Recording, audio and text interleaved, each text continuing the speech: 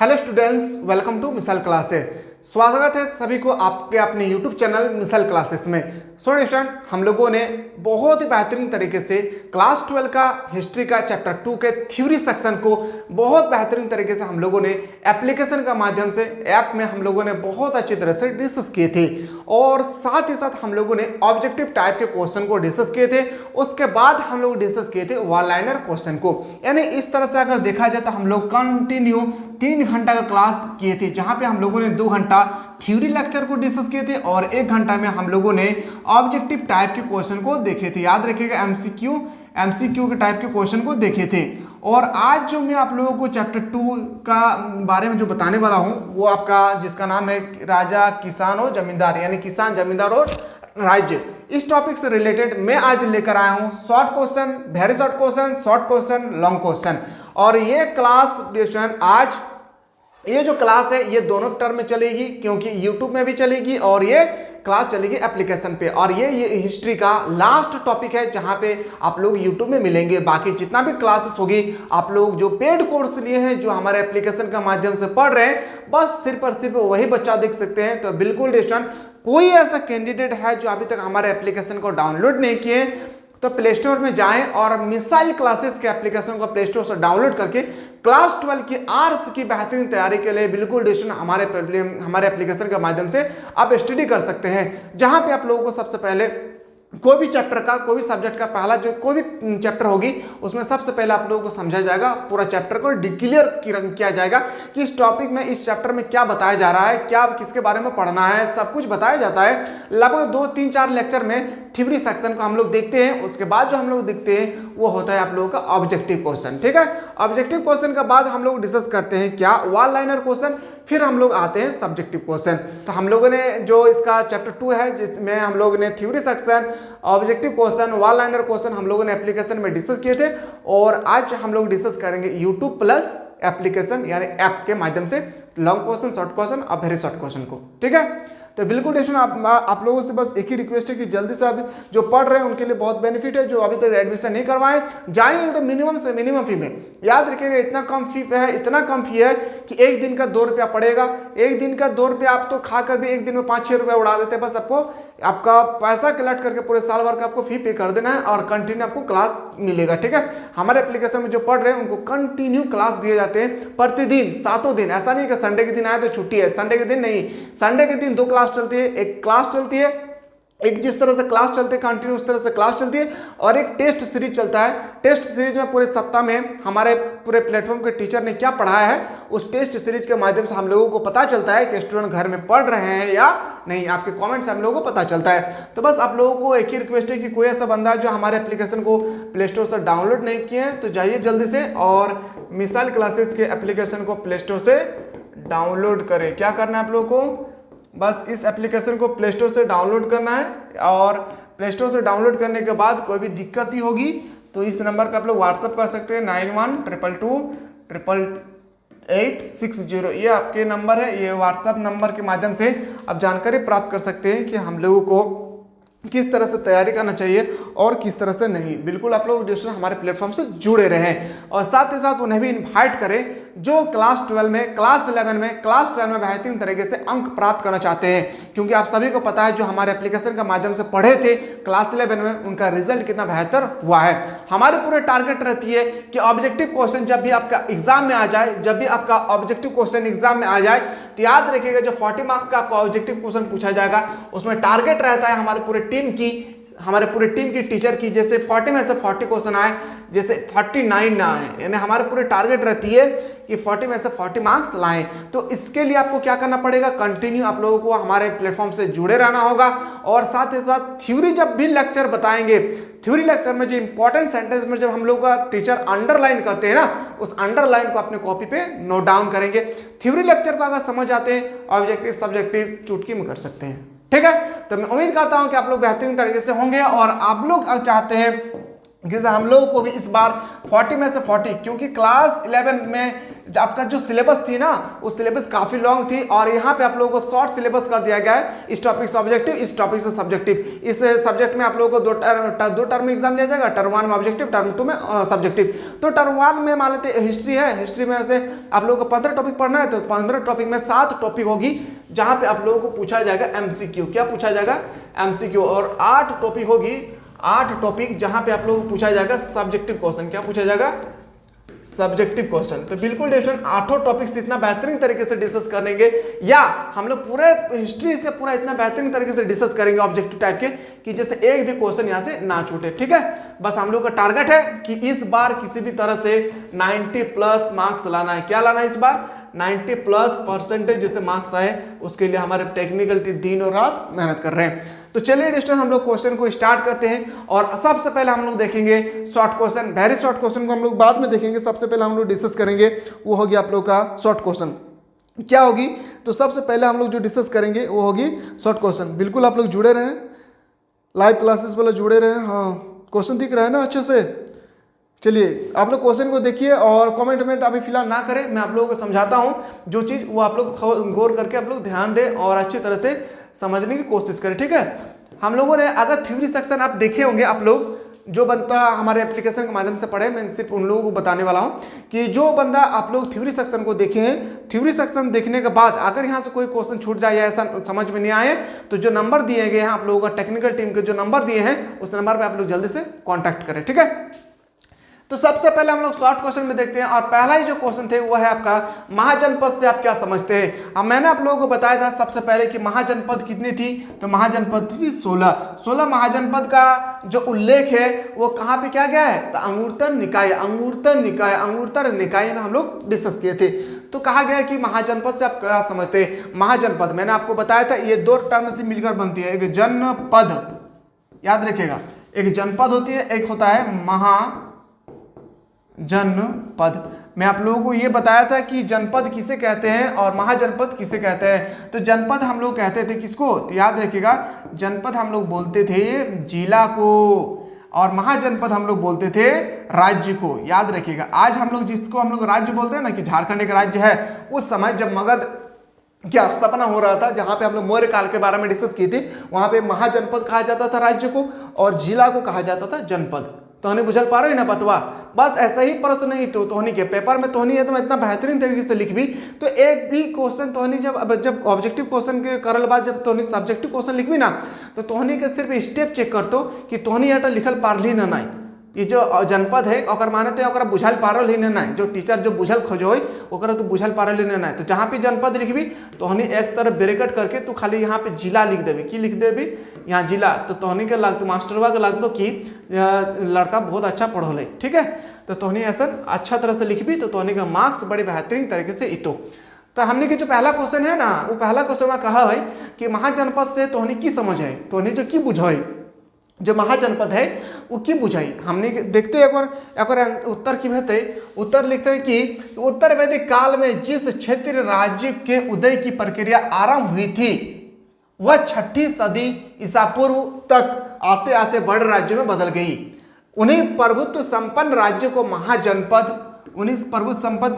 महाजनपद कहा गया। बौद्ध ग्रंथ अंगुत्तर निकाय के लिए अनुसार, मैंने ऑब्जेक्टिव क्वेश्चन बताया था, ये क्वेश्चन ऑब्जेक्टिव में बताया था ना ये क्वेश्चन कि बौद्ध के किस ग्रंथ में बताया गया था 16 महाजनपदों का उल्लेख किया गया था, वो था अंगुत्तर निकाय। अगर आपसे पूछा जाए 16 जो महाजनपद है सबसे बड़ा महाजनपद कौन है और सबसे शक्तिशाली, तो ये भी बताया था वो कौन था? तो याद रखिएगा मगध। कौन था? मगध। और क्यों शक्तिशाली था ये भी मैंने बताया था कि उसके आसपास में क्या थे? पहाड़ी एरिया थे और उसके आसपास में ये 2 नदी के किनारे थे, एक था आपका गंगा नदी, एक सोन नदी किनारे बसी हुई थी और जो भी शहर नदी के किनारे बसते उनका ट्रांसपोर्ट की जरिया बहुत आसानी से हो जाती थी। यानी अपने सामान को उत्पाद करके दूसरे देश में भेजना, ट्रांसपोर्ट करना बहुत ही ईजिली हो जाता है और साथ ही साथ जब भी कोई नदी के किनारे कोई शहर बसती है वहाँ पे फसल काफ़ी ज़्यादा उगाए जाते हैं। ठीक है, ये क्वेश्चन महाजनपद से है। तो हमने पहला क्वेश्चन हमें लागो कि तो बहुत अच्छी तरह से बुझ गई। अब हमने जी देखबे दूसरा प्रश्न की कहा है। दूसरा प्रश्न बोलो है कि तोहनी कि बताई थोड़ा सा हमने क्या कि मगध साम्राज्य पर टिप्पणी लिखे। जो मगध है उस साम्राज्य पर एक टिप्पणी लिखना है। तो मगध साम्राज्य पर जब हम लोग टिप्पणी लिखेंगे तो कवि कहते हैं कि याद रखिएगा कि मगध एक भूत प्राचीन तथा शक्तिशाली महाजनपद है। बिल्कुल, मगध जो है ना बहुत प्राचीन एक क्या है, शक्तिशाली महाजनपद थे। इसमें दक्षिण बिहार के वर्तमान पटना तथा गया जिले सम्मिलित थे। और उस समय तो ना अभी जो प्रेजेंट टाइम में है गया और पटना दोनों को मिलाकर ही हम लोग क्या बोलते हैं, मगध। आगे बोलते हैं 6ठी-4ठी शताब्दी ईसा पूर्व के बीच काल में यह महाजनपद बहुत शक्तिशाली बन गया। और यह महाजनपद जो है ना बहुत शक्तिशाली बन गया था। इस राज्य की स्थिति अधिक दृढ़ होने के विशेष कारण थे और इसकी प्राचीन राजधानी राजगीर थी। आपसे पूछा जाएगा, मैं फिर से एक बार लिख देता हूं, मैंने ऑब्जेक्टिव क्वेश्चन में ऑलरेडी बता चुका हूं कि मगध की राजधानी कहाँ थी उस समय, तो राजगीर। कहाँ थे, राजगीर। याद रखिएगा राजगीर के इर्द गिर्द पहाड़ी थी। मैंने अभी जस्ट आप लोगों को बताया था कि राजगीर के इर्द गिर्द में क्या थे, पहाड़ी थे। अब पहाड़ी होने के कारण कोई वहां पे हमला नहीं कर पाते थे, जो इसकी प्राकृतिक रूप से रक्षा करती थी। बिल्कुल, अब मान लेते आपका घर ही है, आपके घर में मान लेते आप पूरा बड़ा बड़ा पिलार उठा दिए हैं, पूरा बड़ा बड़ा पिलार, कोई हमला करेगा नहीं करेगा। तो उसी तरह से जो आपका मगध थे उसके चारों ओर जो था ना बहुत बड़ा बड़ा पहाड़ी एरिया थे। और पहाड़ी एरिया जहाँ पे होते हैं वहाँ पे कोई हमला करने नहीं आता है, क्योंकि हमला करने आने से पहले ही वो खुद हमलावर बन जाते हैं। ठीक है, जो इसकी प्राकृतिक रूप से रक्षा करते हैं। यहाँ की भूमि बहुत उपजाऊ थी। बिल्कुल, मैंने अभी जस्ट बताया कि यहाँ की भूमि उपजाऊ क्यों थी, क्योंकि इसकी चियाई यानी इसकी सिंचाई, चियाई नहीं सिंचाई, इसकी सिंचाई, याद रखिएगा सिंचाई। जो टाइपिंग करो लेना वो हमरा लागू को पागल बन गए से जो नहीं गलत टाइप कर दिले।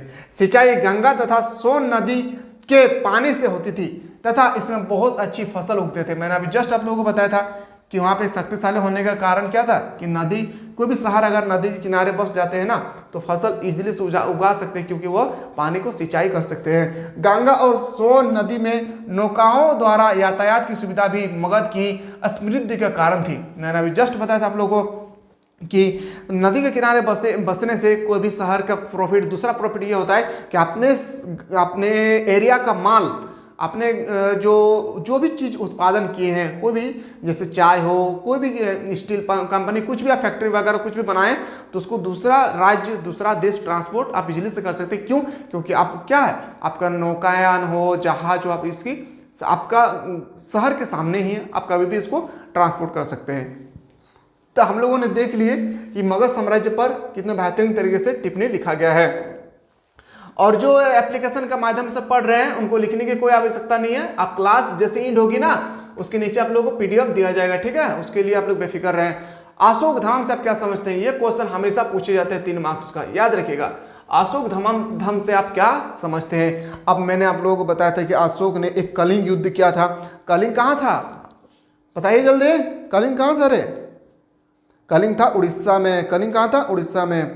और अशोक ने इतना सारा वहाँ पे लाश देखी कि लाश देखने के बाद उन्होंने बताया कि आज के बाद कोई हम लोग युद्ध नहीं करेंगे और आज के बाद मैं बौद्ध धर्म को ग्रहण करता हूँ और मैं बौद्ध धर्म को दिल और दिमाग के साथ में इस धर्म को ग्रहण करने के बाद इसका पालन करेंगे। इस धर्म में जो भी चीज़ बताया गया है उस सबको मैंने फुल पालन करेंगे। और इन्होंने क्या कहा था कि बौद्ध धर्म को प्रचार प्रसार करने के लिए श्रीलंका भेजा था अपने पुत्र और पुत्री को। ठीक है, तो चलिए देखते हैं यहाँ पे अशोक के धर्म से।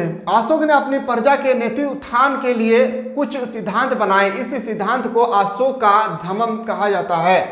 अशोक का धर्म सभी धर्मों का सही मतों का संक्षिप्त था। क्या क्या संक्षिप्त था, चलिए देखते हैं। संक्षेप में इसको हम लोग देखने की कोशिश करते हैं। ठीक है, एक एक बात को समझे। इसकी विशेषता पॉइंट नंबर 1, इसकी क्या क्या बेनिफिट थी, विशेषता। सार्वभौमिकता। अशोक का धर्म एक सार्वभौमिक धर्म था। क्या था, सार्वभौमिक धर्म, क्योंकि इसमें सभी अच्छे गुणों का समावेश था जो सभी धर्मों में समान रूप से देखने को मिलता है। सार्वभौमिक का मतलब क्या होता है, समझिए कि वो अपने धर्म को प्रचार प्रसार करने के लिए तो भेज रहे थे अपने पुत्र और पुत्री को, तो कहते थे कि कोई भी अगर इंसान अगर धर्म को एक्सेप्ट नहीं करता है तो उनको ज़बरदस्ती आप लोगों को नहीं करना है, सिर्फ आपको बताना है कि बौद्ध धर्म में ऐसा है, बौद्ध धर्म का काम ये है वो क्या है, वो सब आप लोगों को बताना है। इसमें सिर्फ आप लोगों को बताने का काम है, आपको ज़बरदस्ती उसको एक्सेप्ट नहीं करवाना है, ठीक है। आगे देखते हैं, क्योंकि इसमें अच्छे गुण वाले हैं। आगे लिखते हैं अहिंसा। अहिंसा अशोक धर्म की एक प्रमुख विशेषता थी। अहिंसा जो है ना, जिस तरह महात्मा गांधी उसी तरह से अशोक का एक क्या है, प्रमुख विशेषता है। उसके धर्म में न केवल मनुष्य बल्कि पशुओं की हत्या करना भी मना है। उसके धर्म में कहा जाता है कि पशु को भी हत्या करना मना है। क्यों? क्योंकि जब उन्होंने कलिंग के युद्ध को देखा था ना, तो इतने सारे लाश गिर गए थे। छोटे छोटे बच्चे 6 महीना 5 महीना 4 महीना के बच्चों को देखते थे, वो तीर धनुष लेकर मारते थे। तो बच्चों को, इतना छोटा छोटा बच्चों को जब उन्होंने देखा ना, पूरा लाश बिछ गया था। पूरे विश्व का अगर दूसरा कोई सबसे बड़ा हमला था तो वही कलिंग युद्ध, बहुत बड़ी हमला थी। छोटे छोटे बच्चों को, क्या बूढ़ा है, क्या बूढ़ी है, क्या बीमार है, कोई नहीं देखता था। बस खाली तीर चलना चाहिए, चारों तरफ खाली खून और खून, खून और खून देखा। तो अशोक ने उस समय त्याग किया कि आज मनुष्य तो क्या, आज के बाद मैं कभी जीव हत्या भी होने नहीं दूंगा। किसने कहा?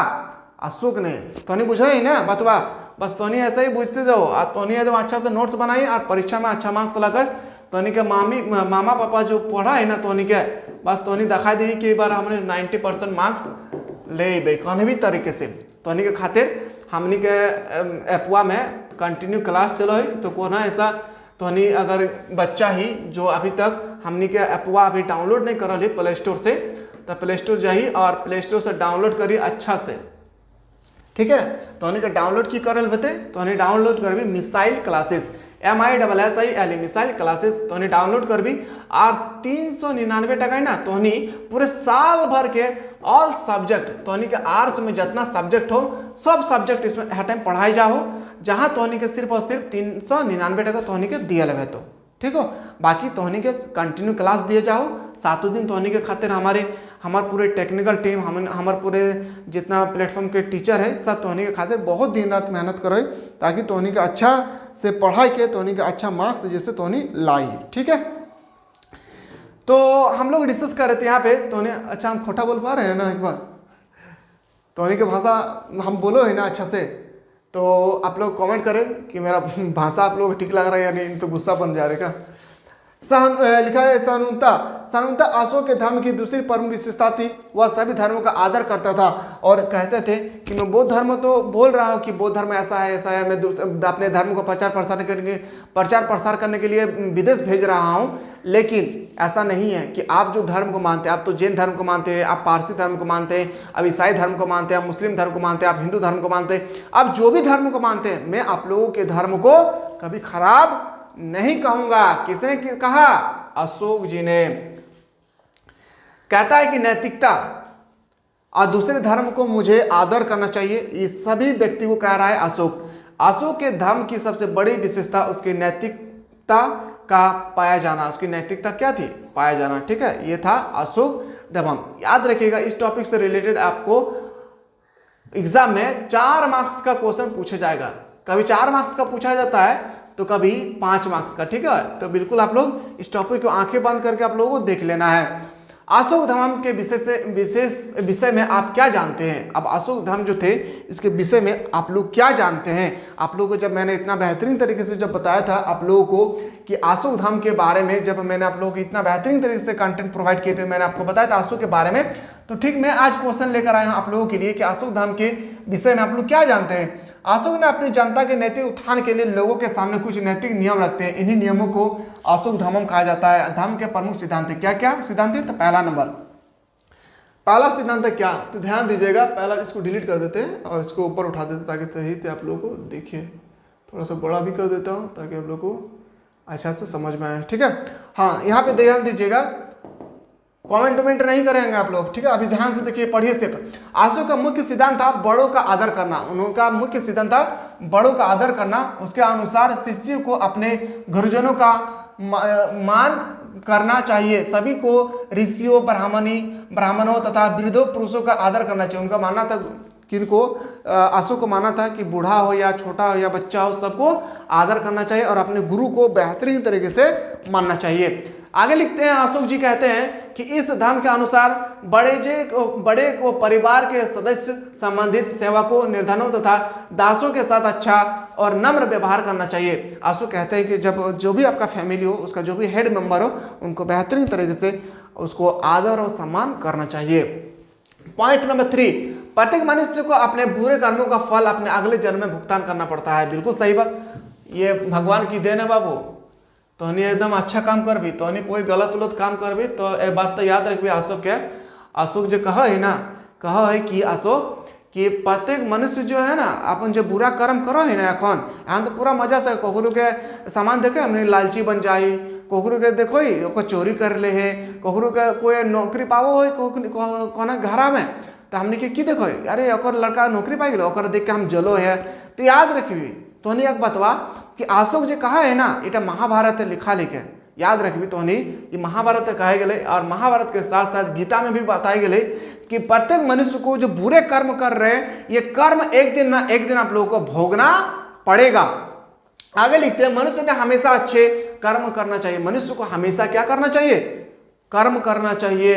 ये क्वेश्चन बाबू पूछा जाएगा 5 मार्क्स से। अगला क्वेश्चन, अहिंसा अशोक धर्म का मूल मंत्र है। अहिंसा अशोक धर्म का सबसे मूल मंत्र है कि हिंसा नहीं करना चाहिए। इसके अनुसार किसी भी जीव को मन, वचन तथा कर्म से कष्ट नहीं पहुंचाना चाहिए। अशोक ने जब लाश देखा ना, तो उन्होंने ये अपने दिल पे हाथ रखकर कहा, आज के बाद जब तक मेरे शासन रहे, मैं कभी भी ना कभी कोई वस्तु, ना कभी कोई जीव, ना कोई भी छोटे छोटे कीड़ा मकोड़ा को भी कोई कभी मारने की कोशिश तो मैं तो नहीं करूंगा। मेरे धर्म को या कोई भी दूसरे व्यक्ति हो जो जैन, फारसी कोई भी धर्म अपनाया है, सबको यह प्रेरित करूंगा मैं कि कोई भी छोटे छोटे जीव जंतु, बड़े बड़े जीव जंतु को कभी हत्या ना करे। आगे लिखते हैं, ईर्ष्या, क्रोध, अहंकार, झूठ पाप है। अशोक कहते हैं झूठ, जलन, हमने तो सबसे ज्यादा अभी दुख हो रही दुनिया में, वो तो जलन लगो ही, ठीक है। तो ईर्ष्या, क्रोध, अहंकार, जलन या झूठ क्या है? पाप है। मनुष्य को इन पापों से दूर रहना चाहिए। और कहते हैं अशोक कि मनुष्य को इन पापों से क्या रहना चाहिए? दूर रहना चाहिए। चलिए आगे देखते हैं, अगला क्वेश्चन है, कहते हैं कि कलिंग युद्ध का अशोक के जीवन पर क्या प्रभाव पड़ा। याद रखिए, कलिंग युद्ध पे अशोक के जीवन में क्या प्रभाव पड़ा, तो देखते हैं क्या प्रभाव पड़ा था। कलिंग युद्ध के परिणाम, याद रखिए, कलिंग युद्ध के परिणाम अशोक का जीवन बिल्कुल बदल गया। कलिंग युद्ध के बाद अशोक के जीवन जो है ना पूरी बिल्कुल बदल गया था।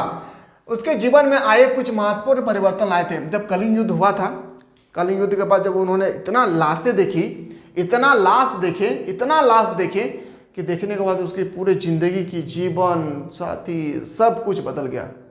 क्या बदला? तो पॉइंट नंबर 1, कलिंग युद्ध में हुए रक्तपात को देखकर अशोक ने युद्ध घोष के स्थान पर धर्म घोष करने का फैसला किया। उन्होंने कहा आज के बाद कोई युद्ध घोष नहीं होगा, अब खाली धर्म घोष होगी। फैसला किया, यानी अब वो हिंसा को छोड़ दिया और अहिंसा का पुजारी बन गया। पहले वो हिंसा करता था, अब क्या हुआ? वह अहिंसा का पुजारी बन गया। अधर्म को उन्होंने वही छोड़ दिया। और क्या कहा? उन्होंने अधर्म को वहीं पे छोड़ दिया। पॉइंट नंबर 2, इस युद्ध के बाद अशोक अहिंसा का पुजारी बन गया। युद्ध के साथ साथ उसने मांस खाना तथा शिकार करना भी बंद कर दिया। इस युद्ध को जब उन्होंने देखा ना, इतना रक्त था, इतना खून था कि देखने के बाद क्या हुआ ना, इस युद्ध को देखने के बाद अशोक ने कहा मांस खाने तो दूर की बात, अब शिकार भी करना बंद कर देंगे। ठीक है। पॉइंट नंबर 3, अशोक ने बौद्ध धर्म ग्रहण कर लिया। बिल्कुल मैंने बताया था कि अशोक ने किस धर्म को ग्रहण कर लिया, तो बौद्ध धर्म को उन्होंने ग्रहण कर लिया। बौद्ध धर्म को ग्रहण कर लिया, इसे राज धर्म घोषित करके इसके प्रचार कार्य में जुट गए।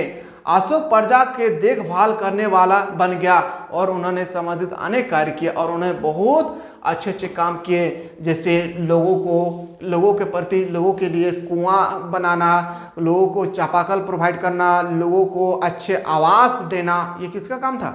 अशोक का। किस कारण से दिए थे? कलिंग युद्ध में इतने सारे खून को देखने के कारण। चलिए आगे देखते हैं, समुद्रगुप्त को भारत का नेपोलियन क्यों कहा जाता है? ये क्वेश्चन तो पूछा ही जाता है हर साल, 3 मार्क्स का, याद रखिएगा।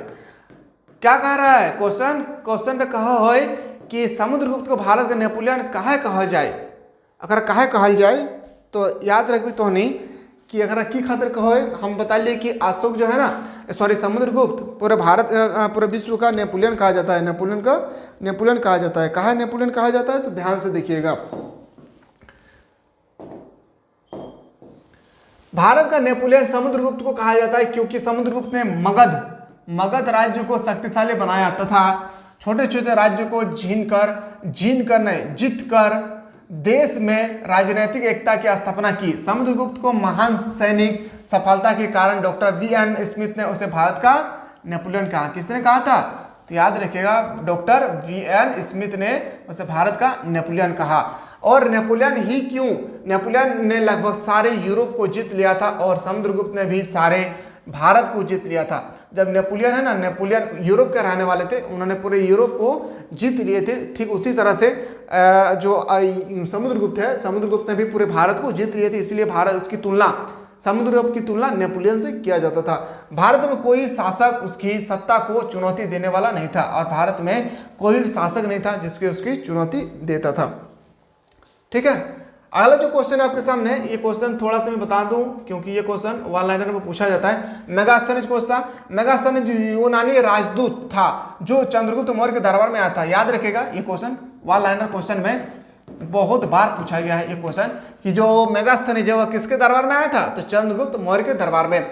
उसने अपनी यात्रा का विवरण अपने ग्रंथ इंडिका पुस्तक किसने लिखा था, तो याद रखिएगा किसने लिखा था, मेगास्थनीज ने लिखा था, मेगास्थनीज ने लिखा था। इस ग्रंथ में चंद्रगुप्त मौर्य और उसकी समकालीन शासन व्यवस्था के बारे में जानकारी मिलते हैं। ठीक है, इस सबको आपका पीडीएफ जो है ना, अब जैसे क्लास एंड होगी आपको पीडीएफ प्रोवाइड किया जाएगा और जो इंपॉर्टेंट क्वेश्चन बताया गया है सिर्फ आप लोगों को वही क्वेश्चन को नोट डाउन करना है। आगे लिखते हैं कि मौर्य वंश के पतन के दो मुख्य कारण क्या थे। मौर्य वंश के पतन का दो मुख्य कारण था, अशोक ने कलिंग युद्ध के बाद जब बौद्ध धर्म को अपनाया तो उसकी सारी गतिविधियां बंद हो गई और इस कारण मौर्य साम्राज्य की सीमा आरक्षित हो गई। ठीक है, पॉइंट 2, विदेशी आक्रमणियों ने विशेष कर हिंदू यूनानियों और हिंद पार्थियों ने इस कमजोर का लाभ उठाकर देश पर आक्रमण करने का शुरू कर दिया। उनके भयंकर आक्रमण के सामने सैनिक शक्ति में शिथिल मौर्य साम्राज्य ना टिक पाया और मौर्य साम्राज्य क्या था, नहीं टिक पाया था। अगला क्वेश्चन इतिहास लेखन में, ये क्वेश्चन इंपॉर्टेंट है, जो इंपॉर्टेंट है उसको अपने कॉपी पे नोट डाउन करना है। जो पेड कोर्स में पढ़ रहे हैं, जो हमारे एप्लीकेशन के माध्यम से पढ़ रहे हैं बाबू रे, तो हनी बात हुआ ध्यान देवी जोटा हम कहबो कि क्वेश्चन भी आई लागो तो हनी इस क्वेश्चन को छाप भी तो नहीं बेहतरीन तरीके से। ठीक है,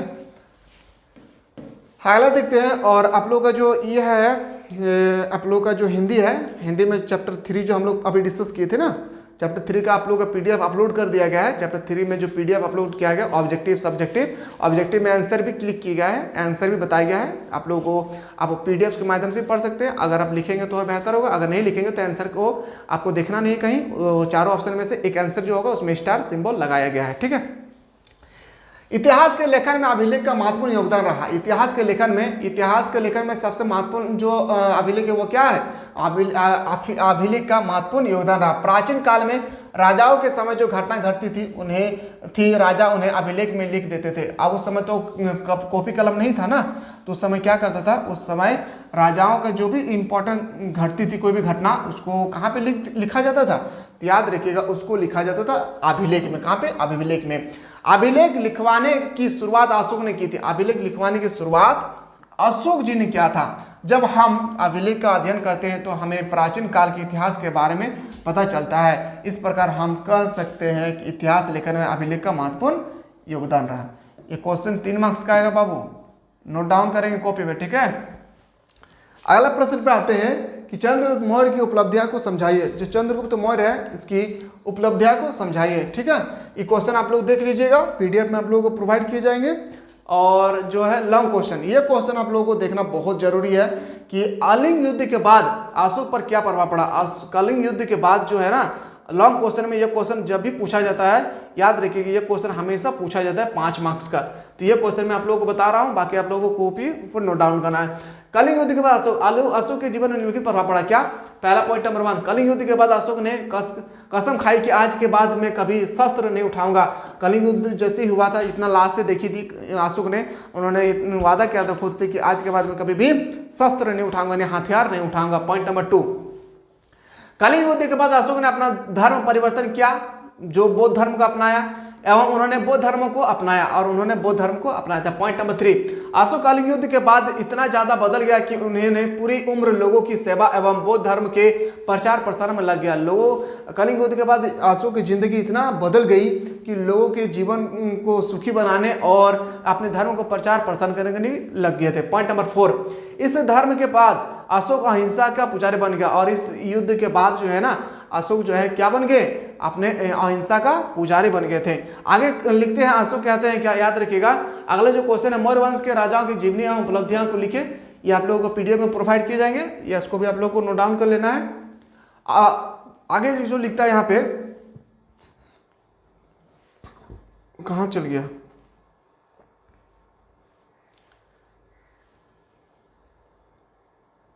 हाँ, जैन धर्म और बौद्ध धर्म में क्या अंतर था, ये सबसे इंपॉर्टेंट है।